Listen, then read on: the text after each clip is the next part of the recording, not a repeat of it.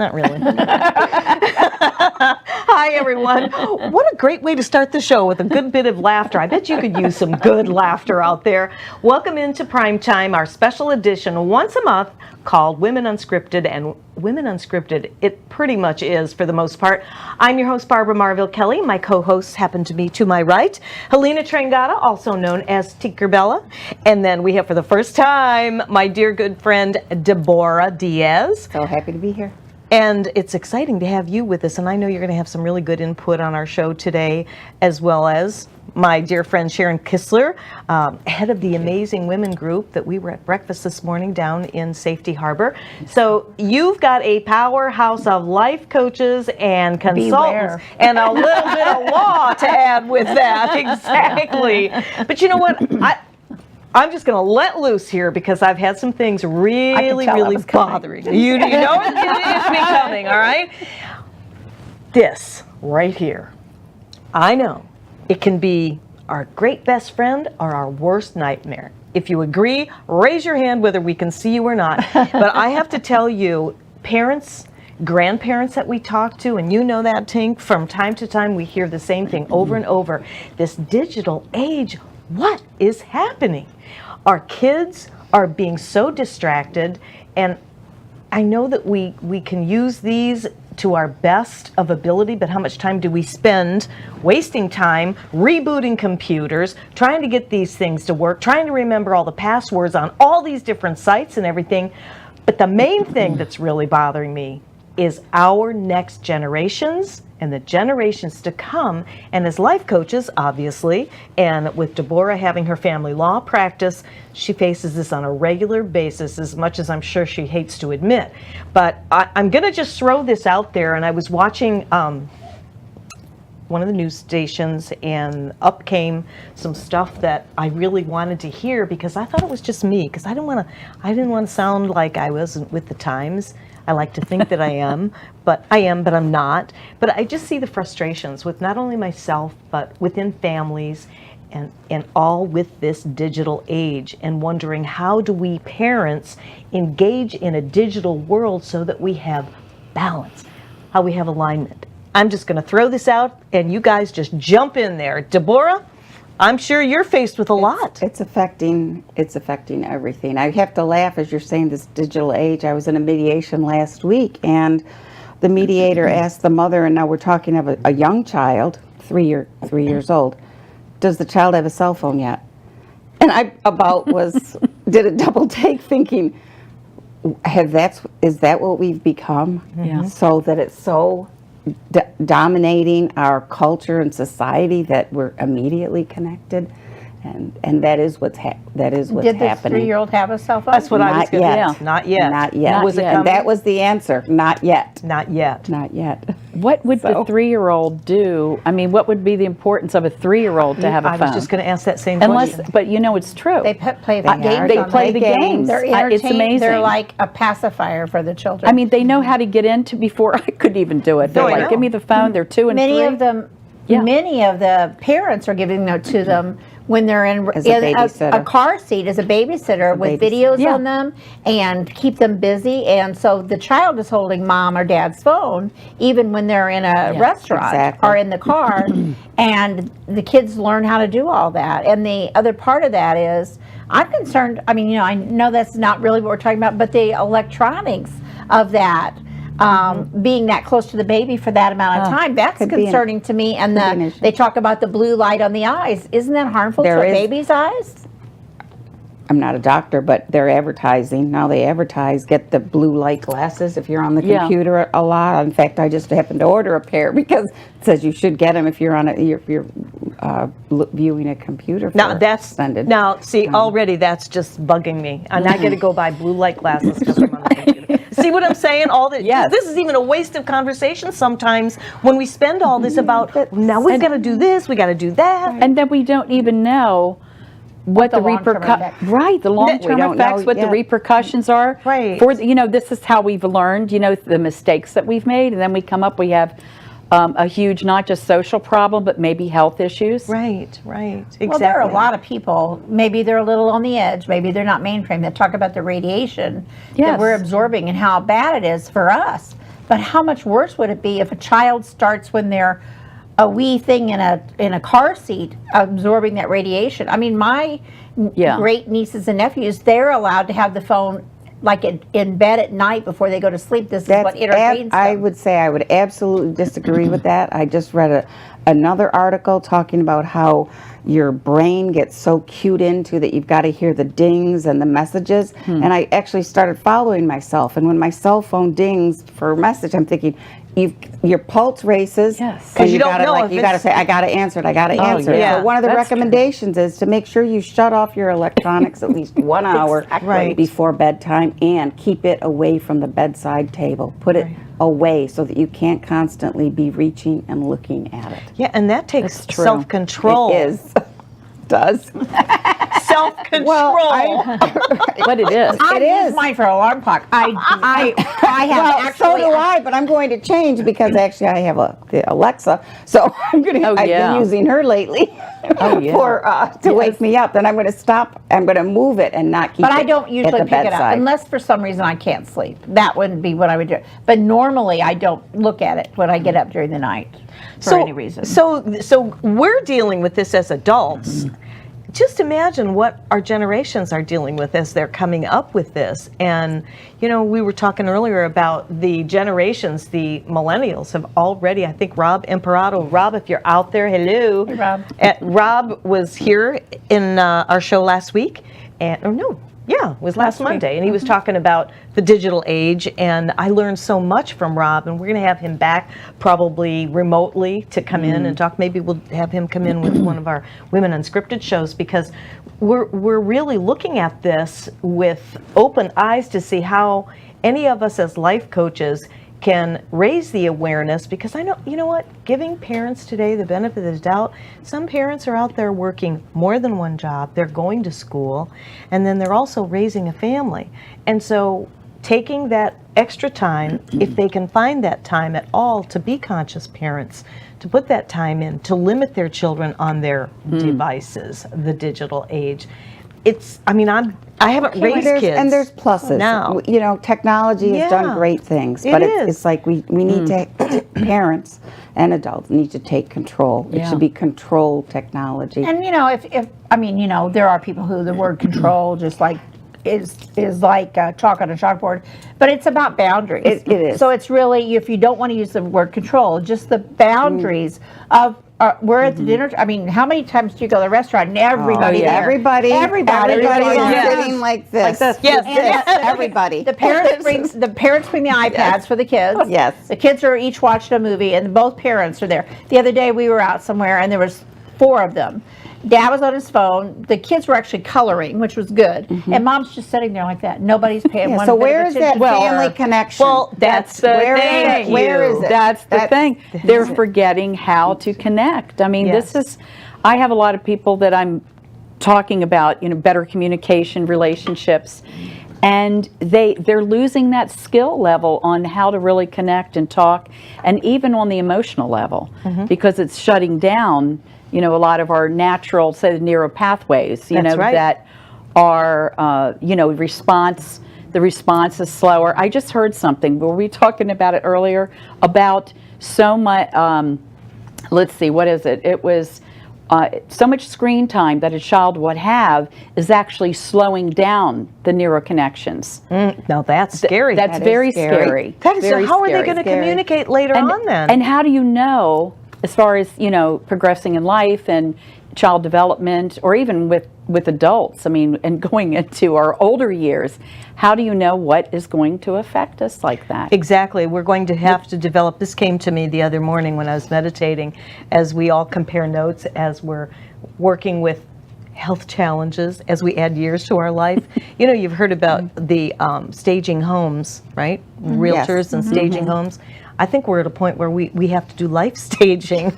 I'm serious, because I mean, we're all comparing notes. Either we've taken care of our folks, you know, and they've passed on, and maybe we've inherited some of those changes, but it affects all of us all the way around. And we go through these different stages.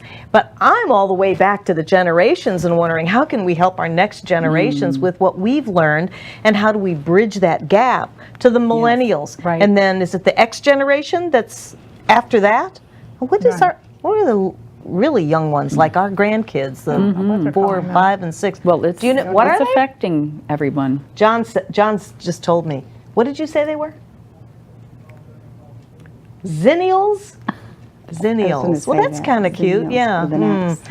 So, yeah, so that's what we're kind of, you know, hashing out here and talking about, how we can help you, how we can help ourselves with this generational sort of a gap and bring it back together and get back to some of the family values and the things that all us baby boomers were raised with, and still take in the technology and respect the youngsters for who they are and what they are learning, because they are little geniuses on going these. To what Helena are. said, it is putting boundaries in place. Yeah. Yes. It is having some time for the computer, time for the iPad. You don't have to be constantly walking around with a telephone. But the at parents dinner have to time, set the example. the parents do, but you know, at the dinner table or when you're No out. phones I at have the a dinner friend that table. has a rule. Hold your There's thought. a table that goes.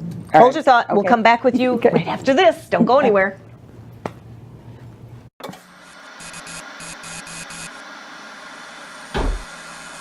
At a certain age, so this is supposed to happen. No, it's not supposed to happen.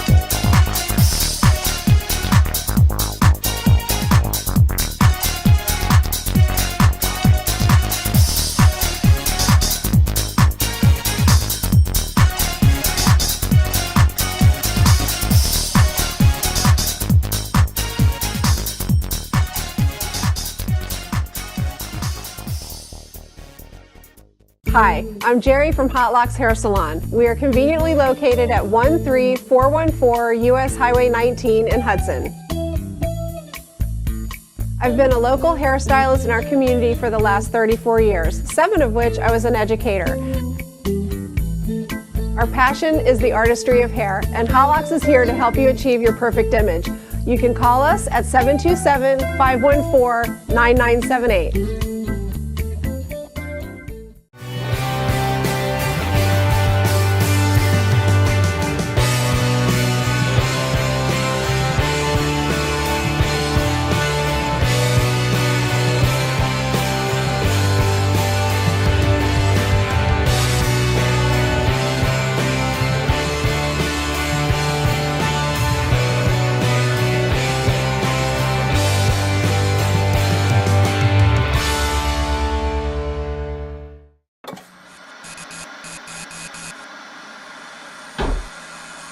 At a certain age, so this is supposed to happen. No, it's not supposed to happen.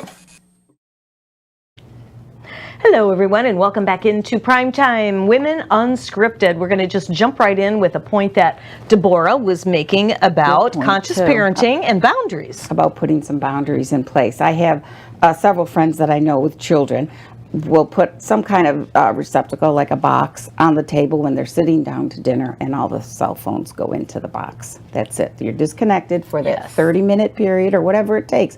Because think about it, families are connecting less and less anyway. So if you do have the chance to sit down to dinner, have it be without the interruption of a cell phone. And that is so true. You know, a half hour is quite a long time for families that need that time. And like you were saying, sitting down and asking, you know, how was your day today?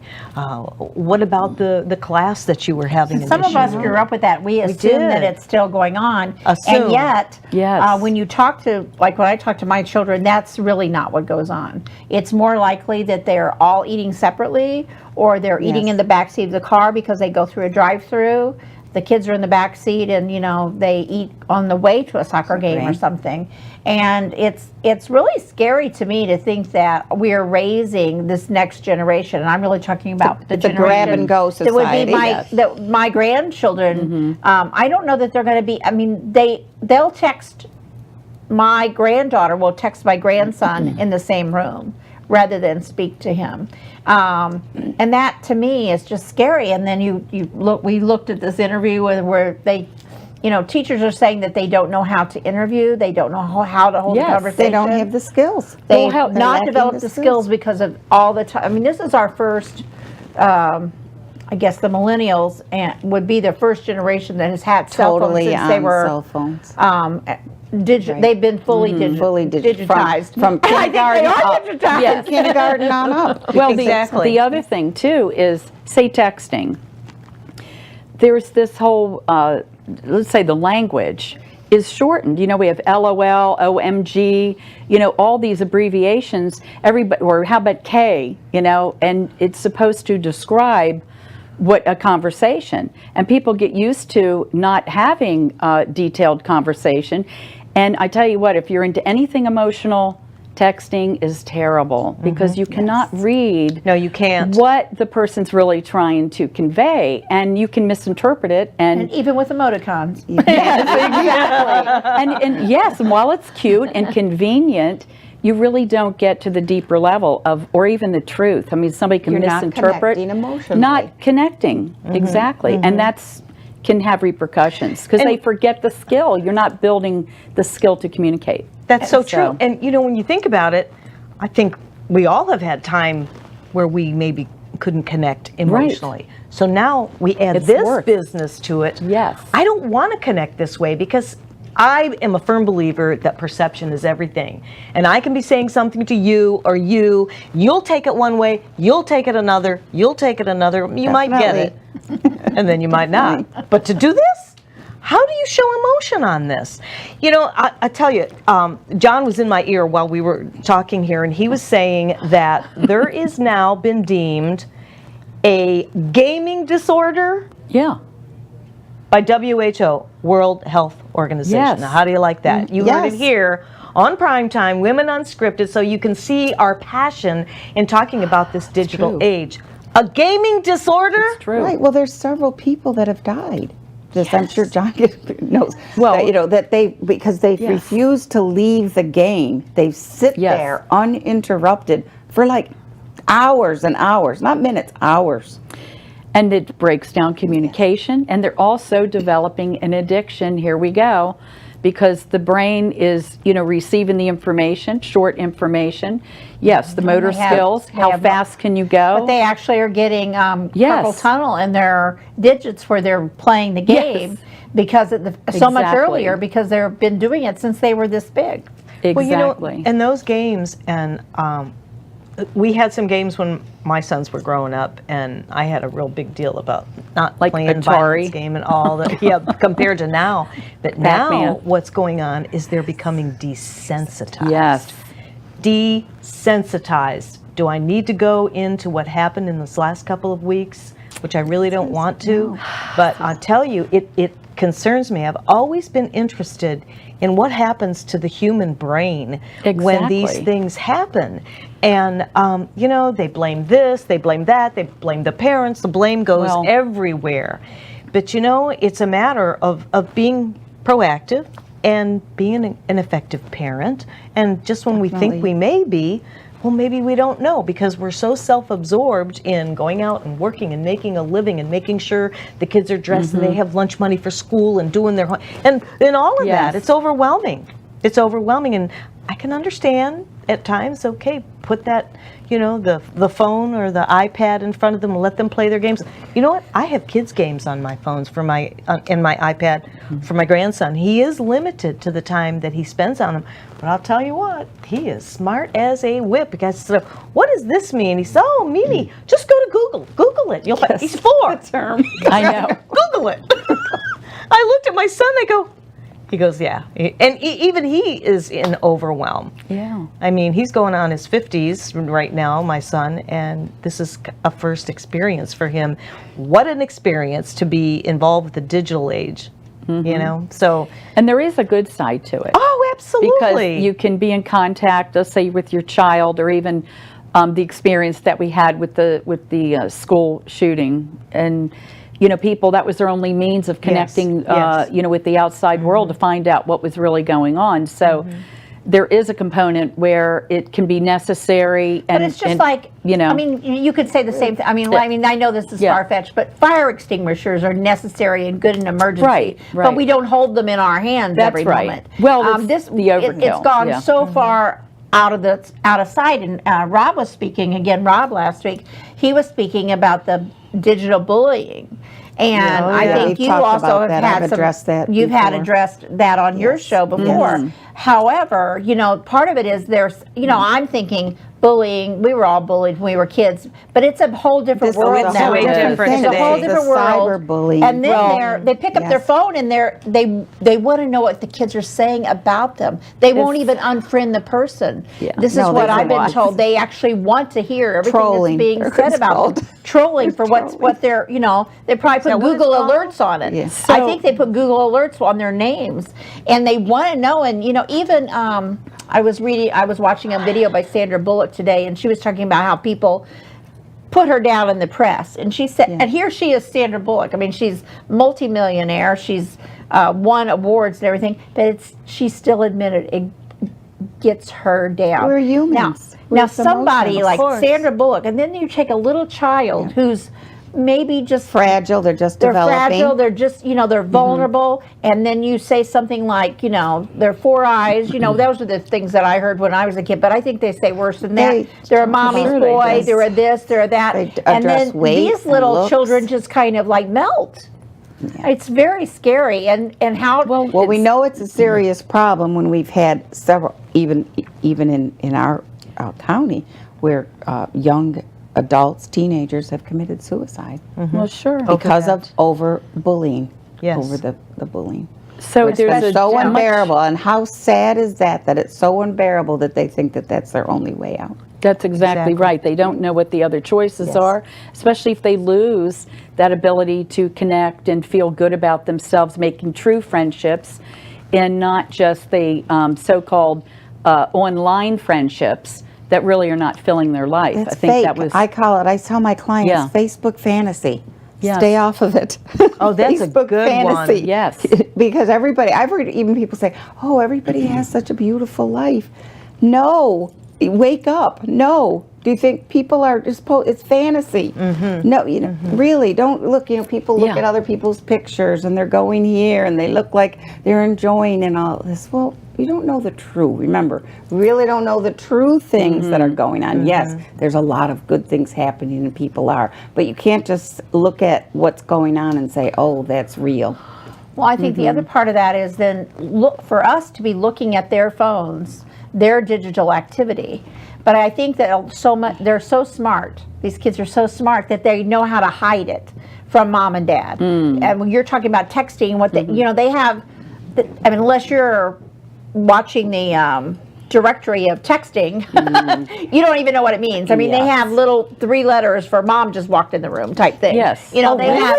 Yeah, they have little codes. they have things about Little secret so and so. codes. Yes. They use I'm sure nasty words too with 3-letter words or 3 little things on there. But the problem is that in at least one of those cases here in Pasco, the parents had no idea, because they never looked at their child's digital That should file. be part of the Or it should responsibility be. of looking at the electronics. And there are software programs out there There are. that can be installed that you're following, and the parents can get alerts. And there's also locks, so, software locks that can go on the phone to prevent certain types of surfing. So it is like setting porn, for boundaries. example. Well, setting boundaries. the whole social media thing. I mean, as far as how young a child is when they start to develop an identity that's an online identity, their Facebook page or whatnot, and the pictures and things. Because as we heard in the news, this is where they're making some postings that are giving away some, really critical information on how these people are thinking, where they're kind of going. And when you think about, well, what is the answer? What is the solution? Is it more awareness? Is it raising consciousness? How do we fix these people, the younger people that seem to be so broken, and they're using like social media as an outlet, for their frustrations or, their loneliness or any other kind of internal childhood wounds, and they're displaying it. They feel like I have a voice if I get on social media. But it's more about how do we go in to fix the culture? How can we That's where it goes offer? back to it takes how a can we village. offer more? What It is takes that? a village. It does Because take a village. It takes the teachers, Yes. and it takes the family parents. pediatrician, Yes. it takes the parents, maybe it takes the minister from the church, and maybe law enforcement, it gets in there because there was something that was done that was illegal. But it really does, because if one's, just like we saw over there, if one's not talking to the other and there's no communication, then the child gets left without any support. And they don't even know, they're so confused. They don't have a base. They don't have a reference, if it goes on too long. Especially if you're trying to talk to your parent and your parent doesn't get off their digital device. Yes. Or they're not there. Right. Or they're tuned out for whatever reason, whether it's medically or due to an addiction or whatever. Well, there's just, we could be here like forever and ever talking about it, but I think that the raising of the awareness is one thing, and the consciousness. And yes, it does take a village. I wanted to let everybody know, in case you haven't seen this, there is a movie out called Movie Connect. Oh, here it is, Kirk Cameron. And you can actually go and get your tickets. Here in our area, it's playing under Fathom Events at Citrus Park 20 at the Citrus Park Mall, Grove 16 Cinemas, Wesley Chapel, and Woodland Square in Oldsmar. That's usually where we go. Yes. But the reason why I wanted to bring this up is Kirk Cameron fully understood the dilemma. We have just a minute here, so I'm going to go into this real quickly. So we went to the experts, and what he learned will enlighten, challenge, and encourage parents. I want to see this movie. Yes. This movie, I just want to pull some, I'm really, really grasping for any help from anywhere or anyone to be able to use our platform here at the studio to enlighten and educate anyone that will listen to us. So that's one of the reasons, our passion as life coaches, all of us, our passion is for you and the upcoming generations. And each one of us have our own individual personal passion. I have my 4-year-old grandson, and I want to do everything I can as his grandma. And I'm sure you ladies have the same way, have your own personal, whether it be in business or clients or whatever. And it's up to our generation to bridge that gap. When we come back, we're going to share some more tips with you on boundaries and all that kind of good stuff. And if you want to call in, we'll put the call-in number for you. We'll be right back after this.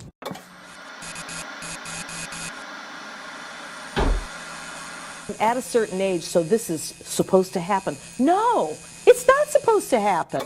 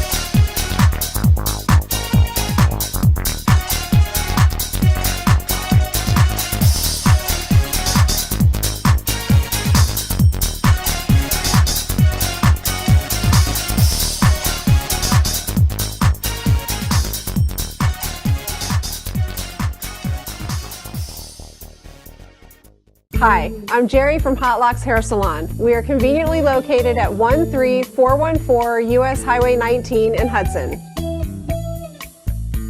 I've been a local hairstylist in our community for the last 34 years, 7 of which I was an educator. Our passion is the artistry of hair, and Hot Locks is here to help you achieve your perfect image. You can call us at 727-514-9978.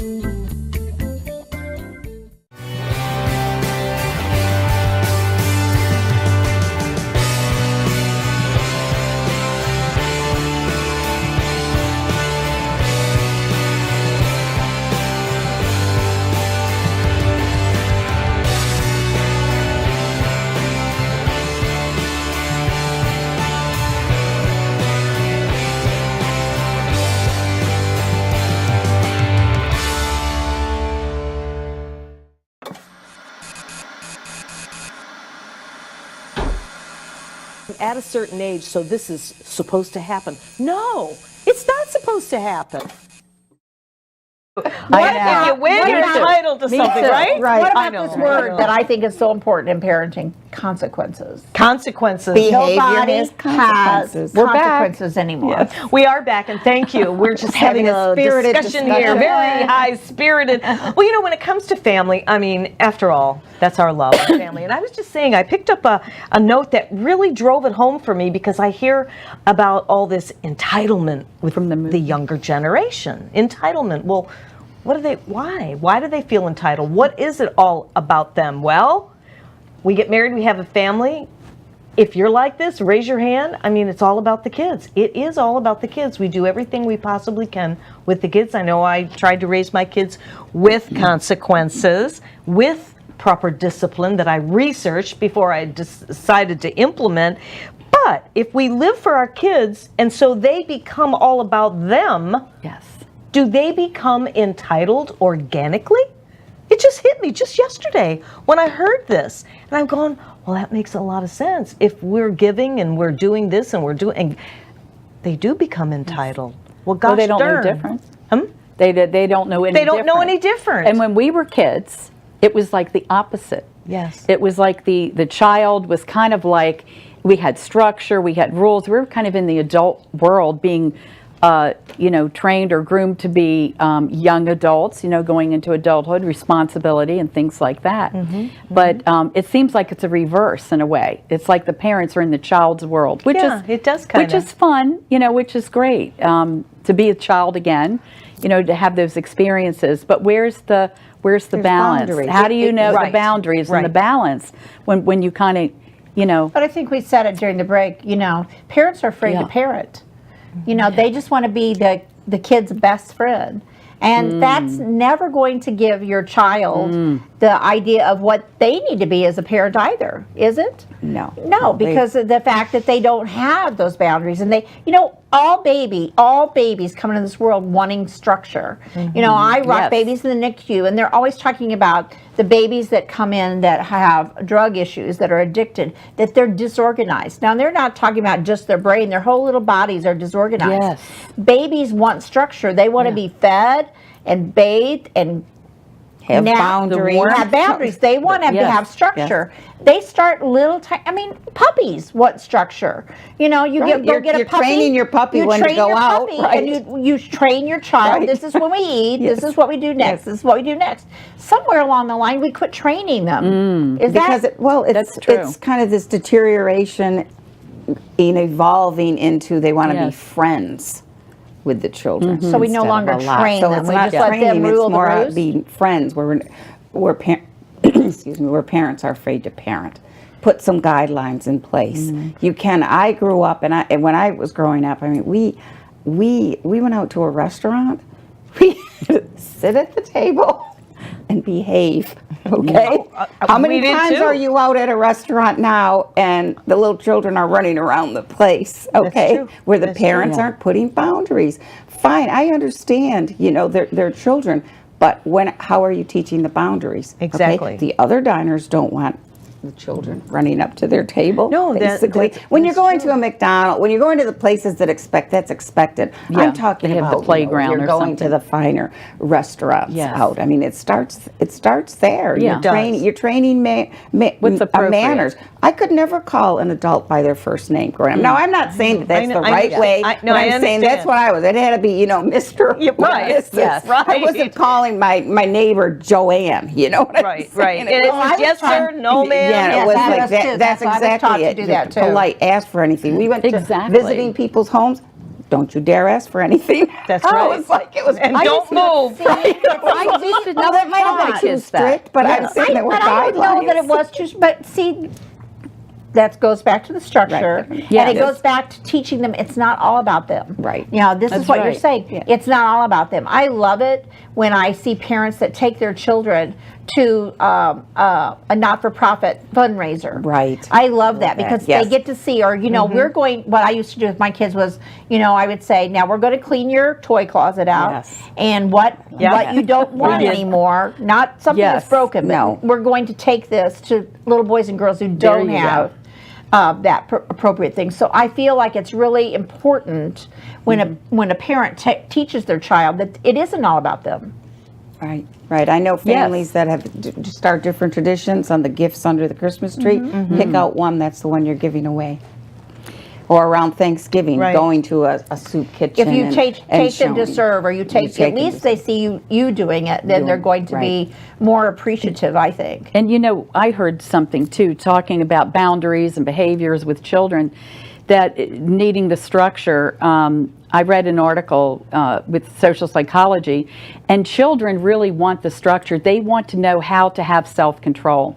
They do, and that's why they act up, because they know they're going to get the attention They don't from like that. losing it. I mean, but they don't know how to have the control. So we've seen some videos on Facebook where they're teaching like meditation, in the UK. that's awesome, yes. Yes, and they're And it's wonderful so videos. effective. And the children themselves are expressing how much they're enjoying that, being course. able to find a Structure, settledness and a peacefulness, to come in, and they feel this balance. But what they're really experiencing is control, and that But control it's is self-control, given. which they've It really is. not known. Right. And they build self-confidence that Exactly, way. and they're doing it on their yes. own. And they to like it. To that point, these are a few little notes that I took down from the show that I watched the other day, and what is happening with families. And they were talking about social breakdown, family breakdown, character building.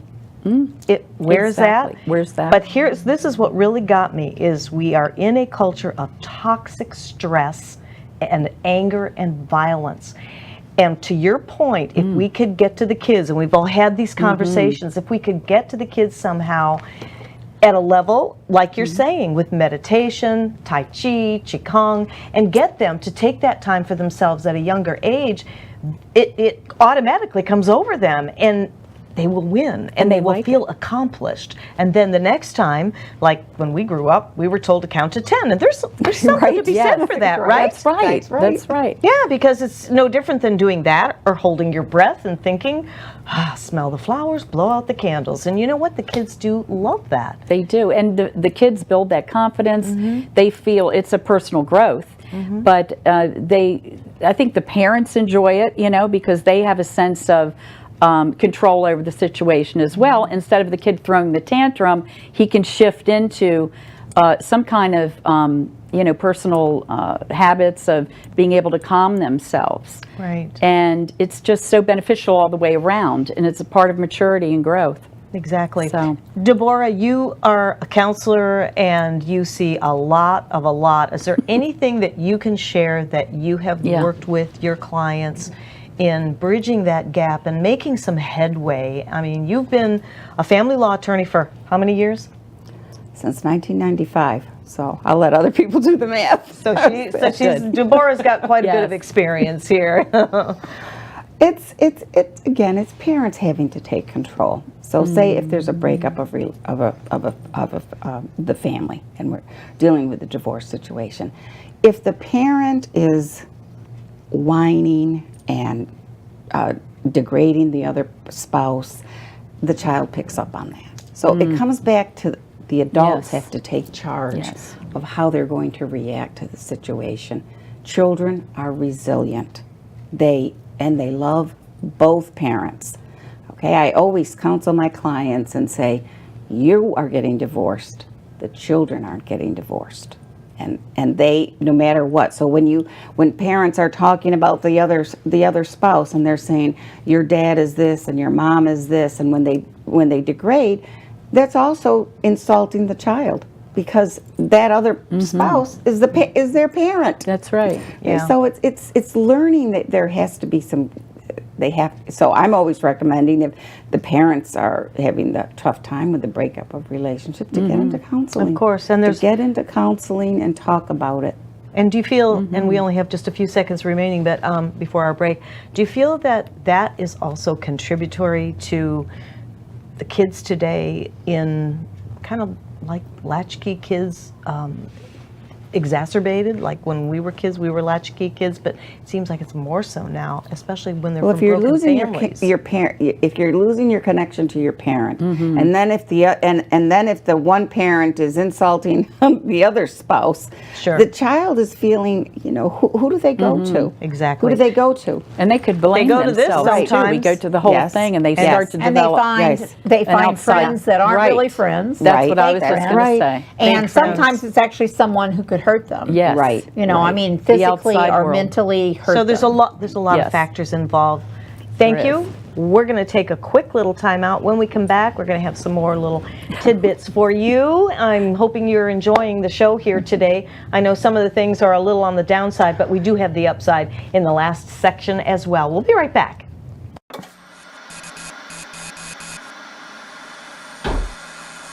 At a certain age, so this is supposed to happen. No, it's not supposed to happen.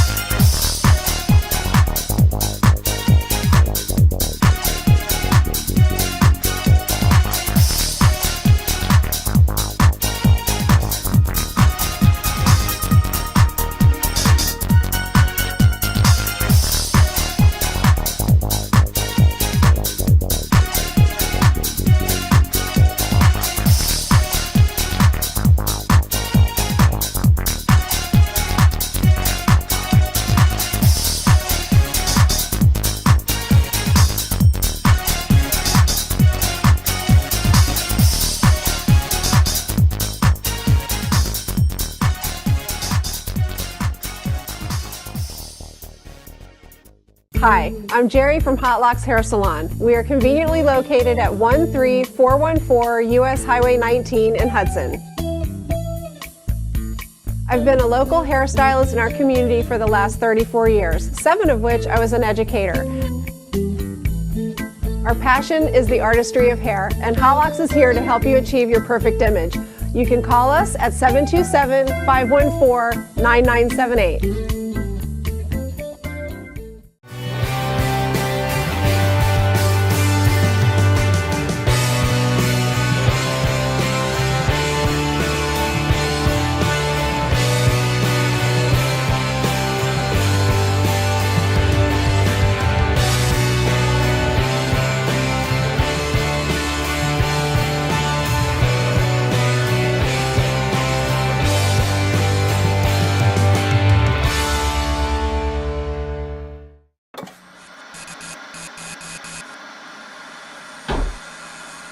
at a certain age, so this is supposed to happen. No, it's not supposed to happen.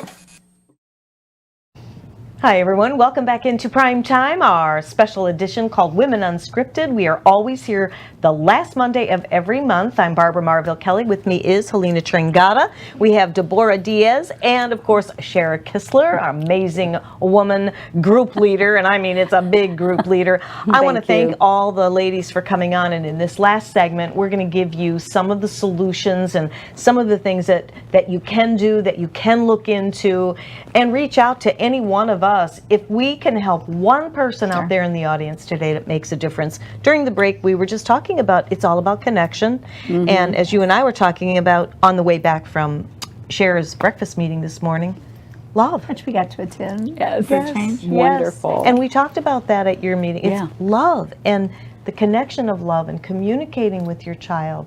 I'm just going to let you guys just jump right in and continue to share some of the things that has been working for you, whether it's you, Debora, in your practice or you and yours. I just wanted to say I was a single mom, and so was Barb, I know. And so, you know, share. I don't want anybody to think that we're pointing fingers at you as not at parents. all. None Not of at us, all. none of us No. were perfect parents.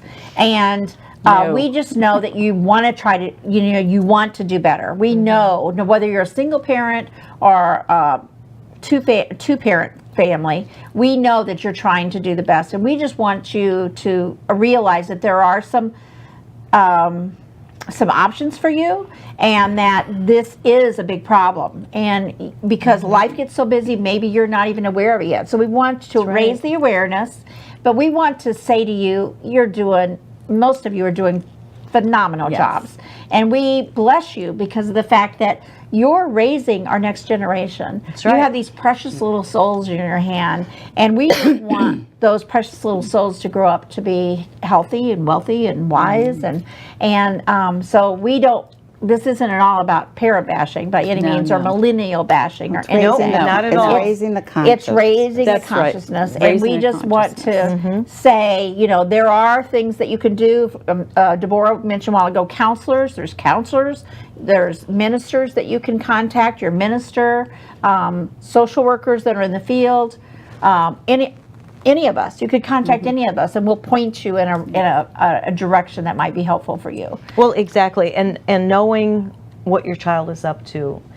Being, Debora, you were talking about the software that is available to where you can know what's going on here. Yes, I mean, do a Google search or a search. When you're allowed to have your There are so many different software programs, monitor programs, parental lock programs, things that you can do to put some control on the devices, some kind of boundary limits, because you do want some interaction. All right, I think that there is a deterioration if a child, because I think even as adults, if you're on it constantly, you're on it, there is a deterioration in your interaction, your connection skills. And I think that this movie that's coming out tomorrow and I think the next day is going to be important to watch, whoever can, catch that, because it is about the connection. And one thing that I know, and I do a lot of emotional freedom coaching, and it is about the emotional connection. So even with young children, it's stopping maybe to ask that child, how do you feel about it? How are you feeling in this situation?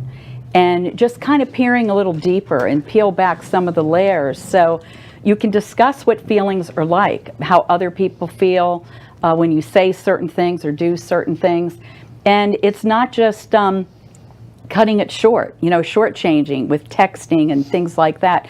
But even with a teenager, it's very important to get to have that open consciousness, talking about the heart connection and find out what they're thinking and how they're feeling. Exactly. Yeah. But because I've been there as a mom, you go, how was your day at school? Fine.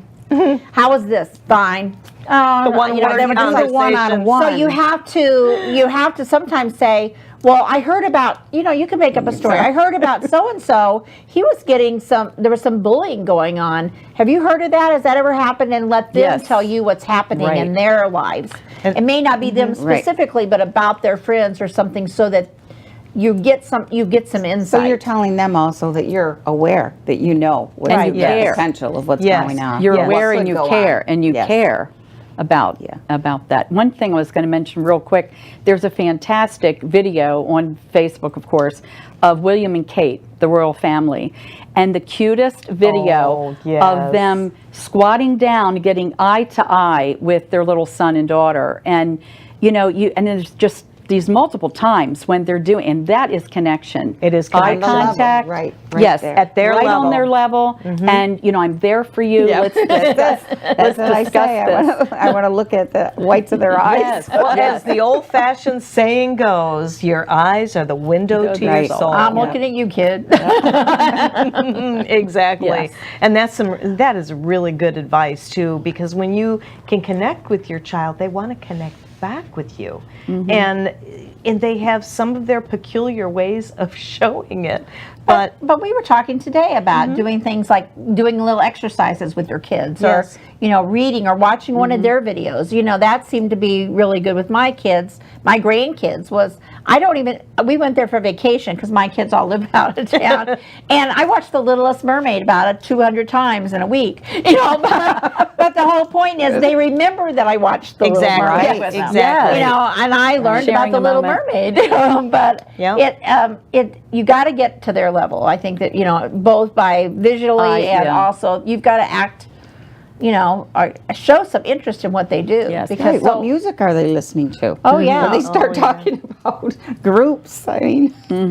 that's true. That's Yeah, another true. thing, because they had a lot of those groups back when I was raising my kids, and I'd actually get wind of what they were singing, and I had to just ban it from the kids, because I just didn't want that kind of violent music in the house. And then now they're coming out with all this stuff. But what happens when they're watching these movies or playing those violent games? It's nothing but most of them are violent. I mean, I don't watch them, but I hear about them. that's part of the desensitization. Desensitization. Yeah. Somebody say that. That for me. word. Yeah, because of the fact that we see people die, just kill them off, kill them off, kill them off. It's like if you're unhappy with them, just kill them off. We didn't And so have what's that going as, in? as children. I didn't. How are they processing everything that? is going in, everything's Yes. vibration, everything's energy.